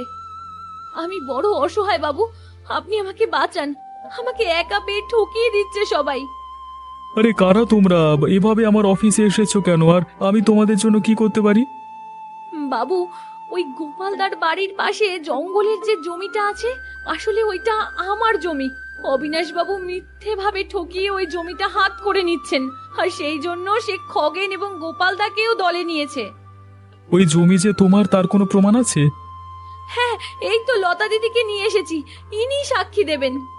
কারোর সাক্ষীতে যে কারোর জমি কারোর নামে হয়ে যায় না, সেটা তোমার জানা নেই নাকি? জমি নিজের নামে করতে হলে আসল দলিল থাকা চাই। অবিনাশ বাবুর কাছে আসল দলিল আছে। কিন্তু দলিল তো মিথ্যে। এই দলিল অবিনাশ বাবু শুধুমাত্র জমি হাতানোর জন্য বানিয়েছেন। দেখো, আমি তোমাদের মুখের কথাই তো আর বিশ্বাস করতে পারবো না, তাই আমার কিছু করবার নেই। তোমরা এখন আমার সময় নষ্ট না করে বিদেয় হও, বুঝলে? বাবু, আপনি বন দপ্তরের বড় অফিসার, আপনি আমার ওপর দয়া করুন, না হলে যে আমার সব হারিয়ে যাবে, আমার সব শেষ হয়ে যাবে। বাবু বাবু, এই অসহায় মেয়েটার মুখের দিকে তাকিয়ে আপনি একটু সাহায্য করুন। আমার কিছু সাহায্য করবার নেই, বিশ্বাস করো। আমার যদি সাহায্য করবার থাকতো আমি করতাম। আমি নিজে অবিনাশবাবুর সাথে দেখা করে ওর কাগজপত্র দেখে এসেছি। অবিনাশবাবুর কাছে প্রমাণ আছে, তোমাদের কাছে কোনো প্রমাণ নেই, তাই আমি তোমাদের হয়ে কোনো কিছু করতে পারবো না।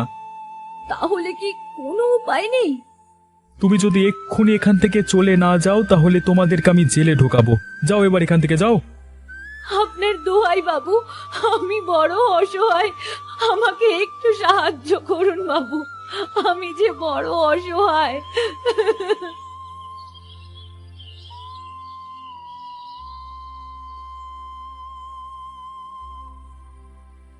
কি হয়েছে রে নীলিমা? তুই আবার এই গরমের দিনে কেন আমাকে জ্বালাতে এলি বলতো? আমি বড় অসহায় হয়ে এসেছি বুড়িমা, আমাকে সাহায্য করার মতো কেউ নেই গ্রামে।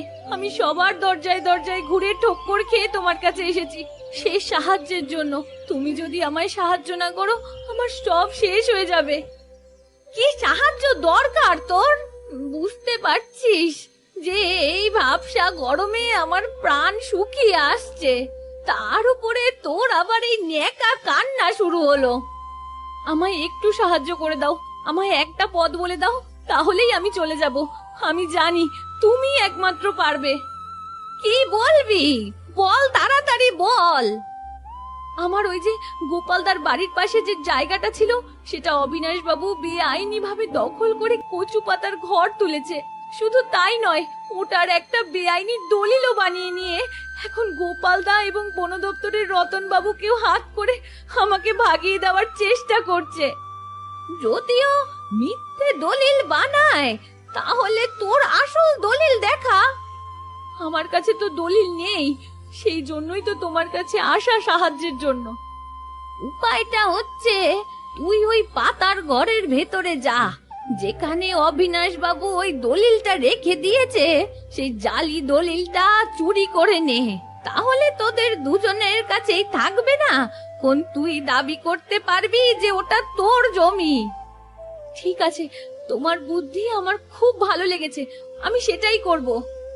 এবার তুই ভাগ এখান থেকে, আমাকে গরমের দিনে একটু শান্তিতে থাকতে দে দেখি। যাই বাবা, এই ভর দুপুর বেলা এদিকে কেউ আসবে না, চুপি চুপি গিয়ে ভেতর থেকে দলিলটা চুরি করে নি, এটাই এখন আমার একমাত্র ভরসা।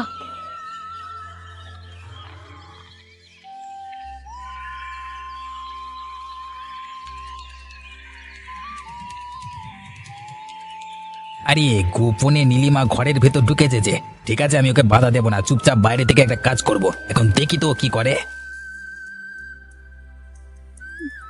কোথায় যে আছে দলিলটা? কে জানে বাবা কি করছে এতক্ষণ ঘরের মধ্যে।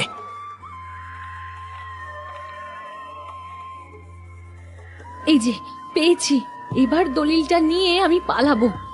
কি দলিল নিয়ে পালানোর চেষ্টা করছি?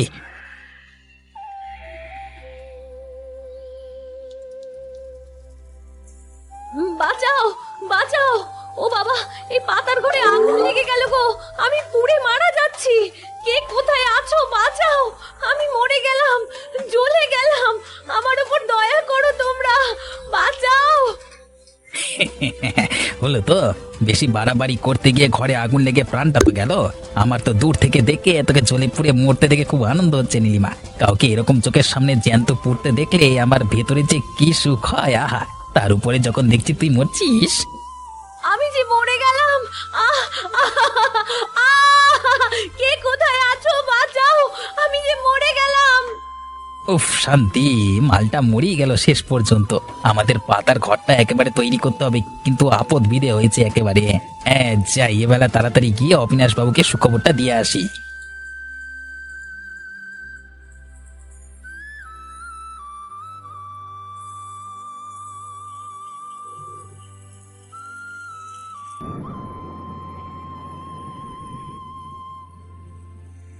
বলছি তোমাকে বন দপ্তরে এত বড় অফিসার কে বানিয়েছে শুনি? কি হয়েছে? তুমি আমাকে এরকম ভাবে কথা শোনাতে এসেছো কেন? তুমি জানো তুমি কার সাথে কথা বলছো? আমি চাইলে তোমাকে এক্ষুনি জেলে ঢুকিয়ে দিতে পারি। সেটা তো পারো, কিন্তু তাতে কি যায় আসে? আমাকে জেলে ঢোকাও আর মেরে ফেলো, যেটাই সত্যি আমি সেটাই বলবো। আর শুধু এটাও বলে দিচ্ছি তোমায়, যখন তখন তোমার বন দপ্তরের ওপরও হামলা হবে, তখন তুমি কোথায় যাবে শুনি? কেন, কি হয়েছে খুলে বলো আমাকে। ওই যে বাচ্চা মেয়েটা নীলিমার জমি অবিনাশ বাবু চক্রান্ত করে নিজের নামে দলিল বানিয়ে লিখিয়ে নিল। সব জেনেও তুমি কি করেছো? কাল যখন বাধ্য হয়ে মেয়েটা ওই পাতার ঘরের ভেতরে গেল অবিনাশ বাবুর জাল দলিলটা চুরি করতে, তখন হঠাৎ করে আগুন লেগে পুড়ে মারা গেল মেয়েটা। তার জল জ্যান্ত মেয়ে গ্রামের মধ্যে এভাবে মারা গেল, তার জন্য সারা গ্রাম উত্তাল হয়ে রয়েছে। সবাই রেগে রয়েছে তোমার ওপরে। কিন্তু আমি কি করতে পারি?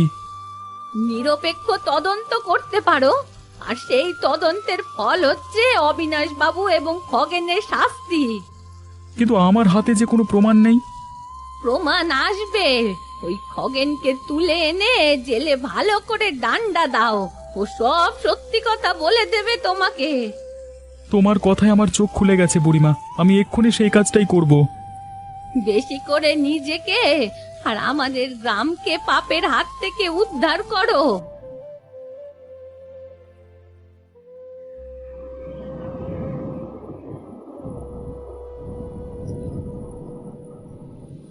এই খগেনের বাচ্চা, সত্যি করে বল, কি বলবি? আর আমি কি সত্যি কথা বলবো? সত্যি কথা কি বলবি? হ্যাঁ, দেখ তবে আমি তোকে কি করি। লাগছে মেরোটা, ওরে বাবা, মারবে না, আমাকে ছেড়ে দাও দয়া করে। তোর মতো খুনির ওপরে দয়া? হ্যাঁ, একটা অসহায় মেয়ের জমি কেড়ে নিয়ে তাকে মেরে ফেললি, তোর উপরে দয়া? আমি সব সত্যি কথা বলছি বাবু, আমাকে ছেড়ে দিন। দেখ, ভেবেছিলাম তোকে আমি আজকে মেরে ফেলবো, তবে তুই যদি সত্যি কথা বলিস তবে তোর প্রাণটা আমি বাঁচিয়ে দেব, আর মার কম খাবি আমার হাতে। বলছি তো, সত্যি কথা বলছি, শুনুন। তাড়াতাড়ি বল, আমার হাতে এত সময় নেই। ওই অবিনাশ বাবুর চক্রান্ত করে গরমে কচু পাতার ঘর বানিয়েছে নীলিমার জমিতে, আর অসহায় নীলিমা যদি এসে পড়ে, মানে তার জন্য জলের মানে জালি দলিল বানিয়ে নিজেকে মালিক করেছে, মালিক। এবারে বল, নীলিমার মৃত্যুর পেছনে কার হাত? বাবু, ওরে বল শয়তান, বল। লাগছে, ছেড়ে দিন বাবু, ছেড়ে দিন। তাহলে তাড়াতাড়ি বল। আমি হিংসে করে ওই ঘরের দরজা বন্ধ করে আগুন লাগিয়ে দিয়েছিলাম, যাতে ওই মেয়ে ছেলেটা মারা যায়, কারণ ও মারা গেলে আমার গোপাল আর অবিনাশে তিনজনের লাভ ছিল। তোরা তোদের এই নোংরা লোভের জন্য একটা মেয়েকে মেরে ফেললি জলজ্যান্ত। তোদের আমি ফাঁসি কাঠে না ঝোলাতে পারলে আমার শান্তি নেই।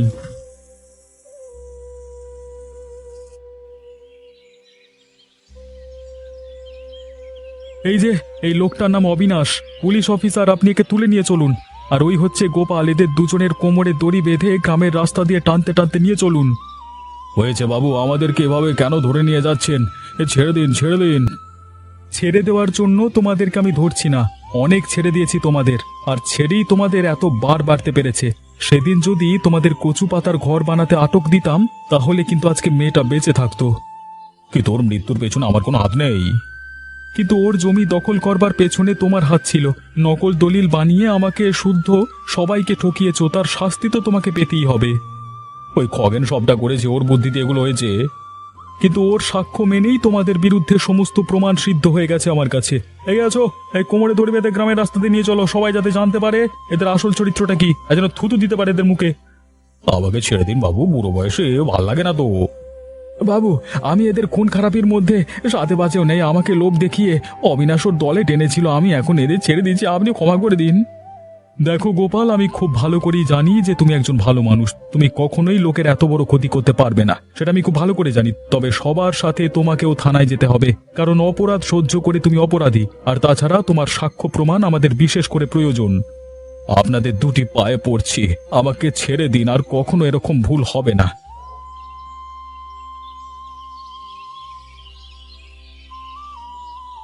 দেখো, শেষ পর্যন্ত অপরাধীরা শাস্তি পেয়েছে। নীলিমা আজ আমাদের মধ্যে না থাকলেও সে সব দেখতে পাচ্ছে। তার বিদ্রোহ যে বিফলে যায়নি সেটা সে হারে হারে বুঝতে পারছে। তাই আমরা ঠিক করেছি, যে কচু পাতার ঘরের জন্য এত ঝামেলা হলো সেই কচু পাতার ঘর আরো একটা বানানো হবে। আর শুধু তাই নয়, গ্রামের সমস্ত অসহায় গরিব মানুষ যাদের ঘরে পাখা পর্যন্ত নেই, তারা এসে এখানে থাকতে পারো। আর শুধু তাই নয়, আমাদের সবার গাফিলতিতে যেহেতু এই মেয়েটা নীলিমার মৃত্যু হয়েছে, তাই আমরা সবাই এই পাতার ঘরের নাম রাখতে চাই নীলিমার ঘর। যে নীলিমা নিজের ঘর বাঁচাতে বাঁচাতে মরে গেল, সেই নীলিমার ঘরে এখন গ্রামের সমস্ত অসহায় মানুষেরা আশ্রয় নেবে। আর তাতেই শান্তি পাবে নীলিমার আত্মা। আমরা যে পাপ করেছি, সেই পাপটাও আমরা ধরে নিতে পারি এভাবেই। নীলিমা যেখানেই থাকুক সে হয়তো দেখে খুশি হচ্ছে। তাই আমরা আজ নীলিমার স্মৃতিতে উদ্বোধন করতে চলেছি নীলিমার গরিবের কচু পাতার ঘর।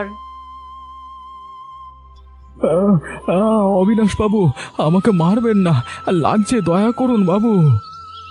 তোর গায়ে মেদ জমেছে তাই এত অলস হয়েছিস তুই। তোকে না বলা হয়েছিল শাকসবজিগুলো সময় মতো আমার বাড়ি পৌঁছে দিতে? তাহলে এত দেরি করলি কেন? আমার কথা শুনুন বাবু, আমি সময় মতো বাজারে গিয়ে শাকসবজিগুলো ঠেলা গাড়ি করে আনতে গিয়েছিলাম, কিন্তু আমার ঠেলার চাকাটা কেউ ভেঙে রেখেছিল। চুপ, একদম কথা বলবি না, মিথ্যেবাদী কোথাকার। তুই জানতিস আমার এখানে সকাল সকাল সবজি পৌঁছাতে হবে, তাহলে কেন আগের দিন রাতে তোর ঠেলাটাকে একবার দেখে রাখিস নে? অবিনাশ বাবু, আমি সত্যি কথাই বলছি, আমার ঠেলার একদম জোর ছিল না, কিন্তু ঠেলা গাড়িটিকে এক কোণে রেখে আমি যখন বাজারে শাকসবজিগুলো বস্তায় করে আনতে গেলাম, তারপর এসে দেখি ঠেলা গাড়ির চাকাটা নষ্ট হয়ে আছে। অত ছাড়া আবার গল্প শোনাচ্ছিস, এই না? মরে যাবো বাবু, আমাকে আর মারবেন না, আমি সত্যি কথা বলছি, বিশ্বাস করুন বাবু। পিটিয়ে তোর হাড়গোড় ভেঙে দেব। তুই বারবার একটা কথাই বলে যাচ্ছিস কখন থেকে। মরে গেলাম, আপনার পায়ে পড়ি, আমাকে মারবেন না এভাবে। তোর জন্য আজকে আমাদের বাড়ির রান্না কত দেরিতে বসেছে জানিস? আজকে আমাদের সময় মতো খাওয়া হয়নি, তাই এই ভুলের জন্য তোকে কঠোর শাস্তি পেতে হবে। আজকে তোকে সারা দিন আমার বাড়ির এক বন্ধ ঘরে তোকে না খেয়ে থাকতে হবে। কালকে সূর্যোদয় হওয়ার পরে তুই বাড়ি যেতে পারবি। অবিনাশ বাবু, আমি হাত জোর করে বিনতি করছি আপনাকে, আপনি আমার উপর এত শাস্তি দেবেন না। বাড়িতে আমার বউ একা রয়েছে, আমাকে ছেড়ে দিন, যেতে দিন। ভুল করেছিস, তোর শাস্তি পেতেই হবে, আমি কোনো কথাই শুনবো না। দয়া করুন বাবু, আমি মরে যাব বাবু।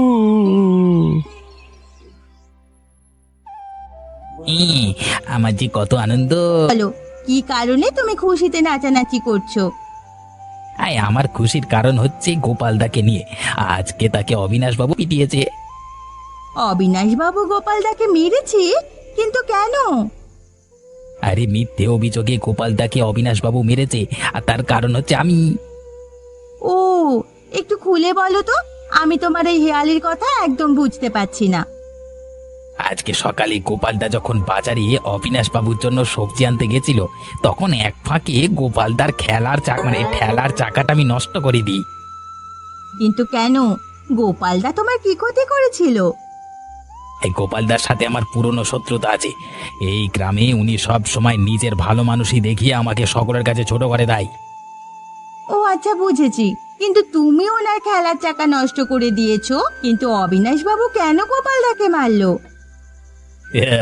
সেখানেই তো ঘটনা।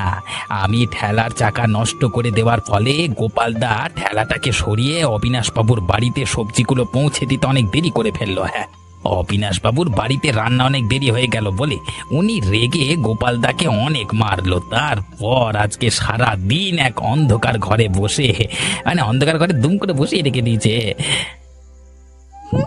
তুমি সত্যি ভীষণ খারাপ লোক। তোমার পেটে এত দুষ্টু বুদ্ধি জমিয়ে রেখেছো, তা আগে কখনো আমি জানতে পারিনি। ওই বোকা হদ্দর মতো ভালো মানুষ হয়ে থাকলে এই যুগে চলা খুব মুশকিল। তাই আমার মতো চতুর হয়ে অন্যকে বাঁশ দিয়ে নিজে ভালো থাকা ছাড়া কোনো উপায় নাই। তাহলে তো তোমার মতো লোকের সাথে বন্ধুত্ব বা শত্রুতা করা ফিকশন বিপজ্জনক। কখন কাকে বাঁশ দিয়ে দেবে কে জানে।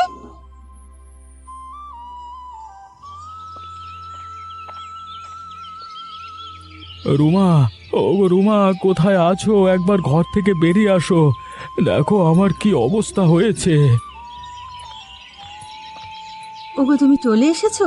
কিন্তু তোমার এই অবস্থা কে করলো? কাল সারাদিন সারা রাত তুমি কোথায় ছিলে? তোমার জন্য চিন্তায় আমি অস্থির হয়েছিলাম। রুমা, আমাকে অবিনাশবাবু অনেক মেরেছে এবং সারা রাত একটি অন্ধকার ঘরে বন্দি করে রেখেছিল। কিন্তু কেন? তুমি তো কারো সাথে কোনো অপরাধ করনি, তাহলে তোমার এই অবস্থা কেন করলো? আমার পেছনে নিশ্চয়ই কোনো গুপ্ত শত্রু আছে, তাই আমাকে ফাঁসিয়ে অবিনাশবাবুর হাতে মার খাওয়ালো। সর্বনাশ! কিন্তু কে তোমার গুপ্ত শত্রু? আর অবিনাশ বাবু তোমাকে এত নিষ্ঠুরভাবে মারলো কেন? কালকে আমার ঠেলার একটি চাকা কেউ নষ্ট করে দেয়, তাই অবিনাশবাবুর বাড়িতে সবজি পৌঁছাতে দেরি হয়ে যায়। সেই কারণেই অবিনাশবাবু আমাকে কঠোর শাস্তি দেন। এই কাজটা উনি একদম ভালো করেননি। এভাবে কেউ মারে? সারা শরীর থেকে রক্ত ঝরছে। রুমা, আমি বোধহয় বাঁচবো না। সারা শরীরে ব্যথায় খুব কষ্ট পাচ্ছি। তোমার কিচ্ছু হবে না, তুমি একদম এভাবে ভেবেও না। আমি তোমার কিচ্ছু হতে দেব না। আমি ভালো চিকিৎসা করে তোমাকে খুব তাড়াতাড়ি সুস্থ করে তুলবো। সত্যি? আমি কি সত্যি সুস্থ হয়ে যাব? আমি কি আবার কাজ করতে পারবো? নিশ্চয়ই পারবে। তোমার সাথে যারা এই কাণ্ড করেছে তাদেরকে উপরওয়ালা সঠিক সময় ঠিক শাস্তি দেবে।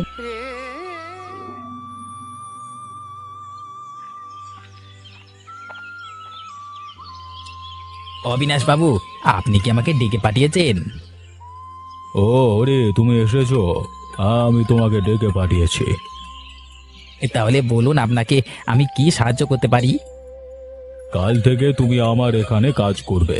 আমার ঘরে বাইরের সমস্ত দরকারি কাজ এখন তুমি করবে। কিন্তু এ সমস্ত কাজ তো গোপালদাই করতো। হঠাৎ আপনি কেন আমাকে এসব কাজের দায়িত্ব দিচ্ছেন? এই গোপালদা কি আপনার কাজ ছেড়ে দিয়েছে? আমার বাড়িতে কে কাজ করবে আর কে ছাড়বে তার নির্ণয় একমাত্র আমি করব। গোপালের কি স্বার্থ ও আমার কাজ ছাড়বে? আরে আমি ওকে কাজ থেকে বের করে দিয়েছি। বুঝতে পেরেছি অবিনাশবাবু, নিশ্চয়ই গোপালদা কোনো ভুল কাজ করেছে, তাই আপনি ওকে কাজ থেকে বের করে দিয়েছেন। সেসব জেনে তোমার কি? আমি যা বলছি সেটা শোনো। কালকে থেকে তুমি সকাল সকাল আমার বাড়িতে চলে আসবে। আর হ্যাঁ, তুমি যদি ভালো কাজ করতে পারো তাহলে গোপালের থেকেও তোমাকে মাইনে অনেক বেশি দেওয়া হবে। হ্যাঁ, আমার বুদ্ধির জবাব নেই। এমন চাল চেলেছি যে গোপালদা সিটকে দূরে চলে গেছে, ওর কাজটাও আমার হাতে চলে এলো। কি হলো, কি ভাবছো তুমি হরি? না না অবিনাশবাবু, তেমন কিছু না। আমি কালকে সকালের সময় মতো আপনার কাছে চলে আসব।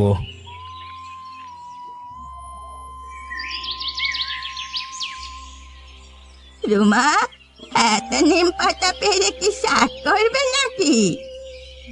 না না ঠাকুমা, তোমার নাতি অসুস্থ, তাই ওর জন্য নিম পাতা নিয়ে গিয়ে সাথে হলুদ দিয়ে বেটে ওর জখমে লাগাবো। সে কি? গোপালের আবার কি হলো? দিদা, কি আর বলি তোমাকে, তোমার নাতিকে অবিনাশ বাবু খুব মেরেছে, আর সারা শরীরে ওর মারের দাগ লেগে আছে। ব্যথায় যন্ত্রণায় সে ঠিক মতো খাওয়া দাওয়াও করতে পারছে না। কিন্তু কেন? অবিনাশ ওর সাথে এমন কাণ্ড কেন করলে? গোপাল তো ভালো মানুষ, এই গ্রামের সকলে ওর প্রতি শ্রদ্ধাশীল, তাহলে কেন অবিনাশ বাবু মারলো ওকে? আমি সঠিক জানি না ঠাকুমা, তবে এইটুকু জানি গোপাল কখনো ভুল কাজ করতে পারে না। আর অবিনাশ বাবু ওকে সন্দেহ করে শাস্তি দিয়েছে, আর অবিনাশ বাবুকেও এর ফল পেতে হবে, তুমি দেখো। তুই চিন্তা করিস না রুমা, সব ঠিক হয়ে যাবে। গোপালকে যত্ন করে সুস্থ করে তোল। সময় করে আমি একবার গোপালকে গিয়ে দেখে আসবো। সবই আমার কপাল। গোপাল অসুস্থ হয়ে পড়ার পর আমি কি করব কি না করব কিছুই বুঝে উঠতে পারছি না। এদিকে গোপালের কাজকর্ম বন্ধ হয়ে যাওয়াতে সংসার চালানো কষ্টকর হয়ে যাবে। এটা তো চিন্তার বিষয় রুমা। গোপাল সুস্থ না হওয়া অবধি তোকে ঘরে ও বাইরে কাজ সামলাতে হবে। তবে আমি জানি তুই সব পারবি, মনকে শক্ত কর। সবই আমার কপাল। কে জানে কোন জন্মে কি পাপ করেছি, তাই আমার মাথায় কষ্টের পাহাড় নেমে পড়েছে। ওভাবে বলো না রুমা, ধাতু গলেই তো সোনা হয়। ওগো শুনছো, এটা ভালো খবর আছে।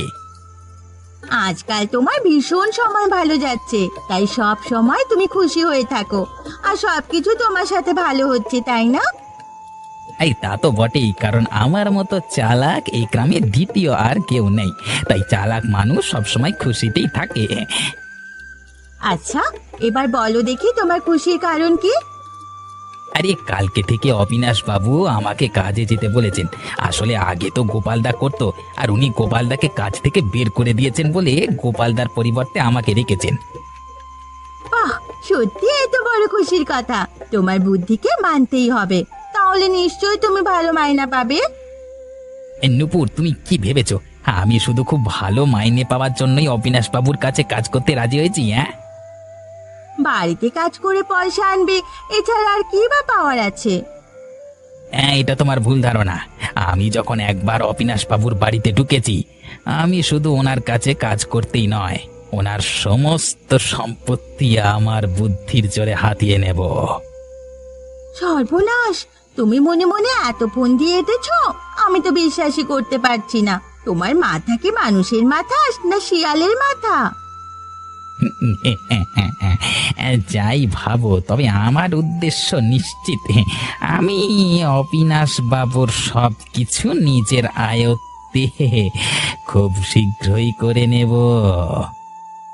আচ্ছা, বলেছিলাম তুমি তো নিজের জন্য কাজের ব্যবস্থা করে ফেললে, কিন্তু আমি কি করব? শুধু ঘরে রান্না বান্না করা আমার আর ভালো লাগে না। আমাকে একটু বুদ্ধি ধার দিও, যাতে